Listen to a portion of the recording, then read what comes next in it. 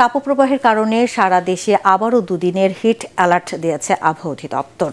সূর্যের খাড়া অবস্থান এবং বৃষ্টি কমে যাওয়ায় তাপমাত্রা বেড়ে সর্বোচ্চ 40 ডিগ্রি পর্যন্ত হবে বলে জানিয়েছেন তারা।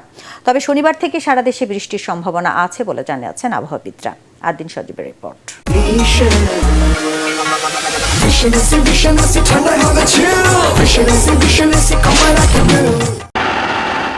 এপ্রিল ও মে মাসের শুরুতে টানা তাপপ্রবাহে বিপর্যস্ত হয় জনজীবন।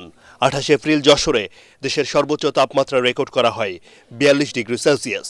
অবশেষে স্বস্তি নিয়ে আসে কয়েকদিনের বৃষ্টি, এতে কিছুটা কমে তাপমাত্রা। তবে গত দুদিন বৃষ্টি না হওয়ায় আবার বেড়েছে তাপপ্রবাহ। ঢাকা, খুলনা, বরিশাল, রাজশাহী ও রংপুর বিভাগে দেয়া হয়েছে 48 ঘন্টার হিট অ্যালার্ট। আমাদের মাথার উপরে এখন সূর্য অবস্থান করছে, যার কারণে কিন্তু এই সময় তাপমাত্রা অন্যান্য বছরের অন্যান্য সময়ের তুলনায় তাপমাত্রা বেশি থাকে। এই তাপপ্রবাহটা আরও 2 দিন অব্যাহত থাকতে পারে এবং তাপমাত্রা আজকে এবং আগামীকালকেও তাপমাত্রা সামান্য বৃদ্ধি পাওয়ার সম্ভাবনা রয়েছে। অর্থাৎ কোথাও কোথাও কিন্তু দেশের পশ্চিমাঞ্চলে সেটা 40 ডিগ্রি পার হওয়ার সম্ভাবনা রয়েছে। আবহাওয়া অফিস জানিয়েছে 18 তারিখ থেকে সপ্তাহ জুড়ে দেশের বিভিন্ন স্থানে হতে পারে বৃষ্টি।